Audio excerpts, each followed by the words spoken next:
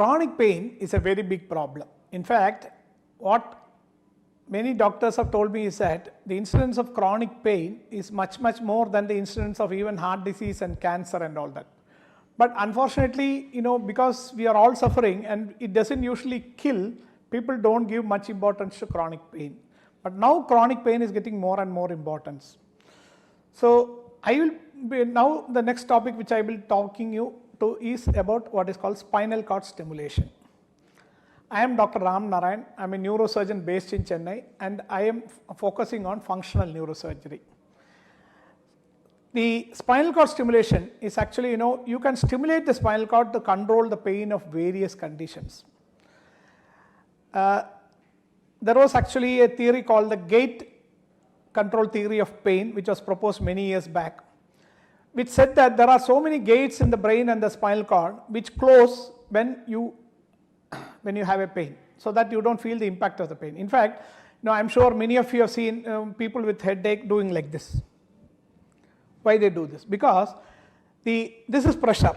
There is headache, pain, this is pressure. When you put pressure, at least theoretically some of the gates are closed so that you don't feel the pain as much as as it should.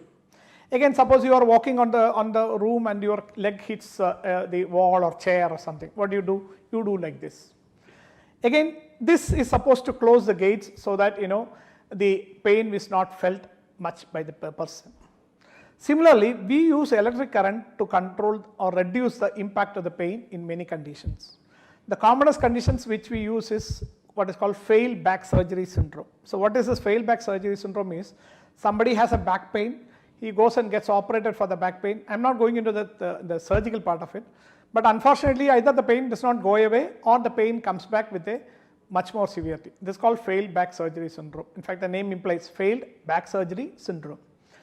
Again, there are other conditions. Now there is one condition called refractory angina. That is, I am sure all of you know of angina. Angina is pain of the heart, pain from the heart which is felt due to reduced blood supply of the heart. And angina always happens in some people, and there are many ways of treating angina, as you know, bypass surgeries, angioplasties and all that. But there always remains a small percentage of patients who will not be good candidates for any of this.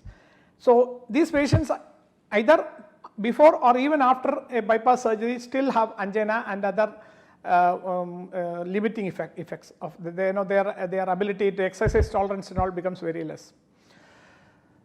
Similarly, the biggest problem which now we are facing in India is diabetes. And diabetes causes complications. In fact, it is supposed to affect all the organs, and one of the organs which affects is the legs, the blood vessels as well as the legs, the nerves of the legs.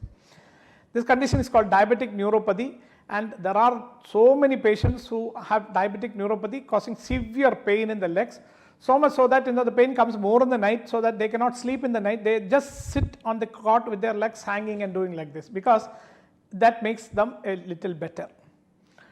Again, diabetic neuropathy causes severe vascular compromise, that is, it reduces the blood supply. So I am sure at least some of you have heard of people having their fingers and toes and all being removed because of blood supply issues. There are other conditions like trigeminal neuropathy, many other conditions, brachial plexus injury pain. That is, brachial plexus is a set of nerves which supply the hands. And in some bike accidents, two-wheeler accidents, when the patient falls on an outstretched arm, that is, he falls like this, the nerves get injured and then the hand becomes useless. And then the hands, they cause a severe pain. It's said that up to 95% of the patients develop severe pain after a brachial plexus injury.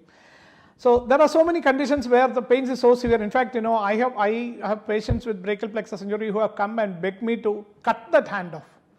And I know of one doctor giving a story of a patient who committed suicide because he could not bear the pain. So it is all severe pains.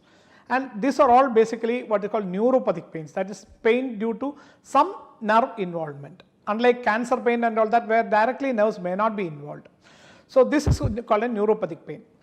In these conditions, as I said earlier, we use the spinal cord stimulation. That is, we put an electrode in the spinal cord and it is connected to the battery based on where the electrode is put. For example, for brachial plexus injury pain, we put the electrode at the high neck level, that is C5 to below level.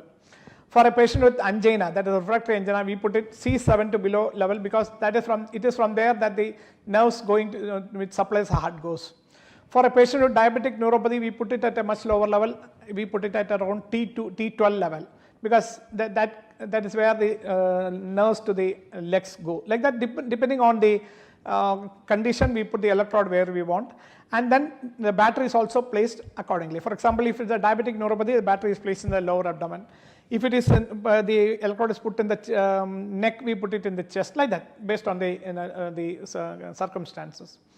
Spinal cord stimulation is very effective in these patients, and most of the patients come out of the pain. And again, just like I mentioned earlier about the intrathecal drug delivery systems, it is not that whenever a patient comes, we operate immediately. We always do a trial. And if the trial is positive, then only we do the surgery. Of course, I am not going into the technical details of the trial, but the surgery is never done if the trial is negative.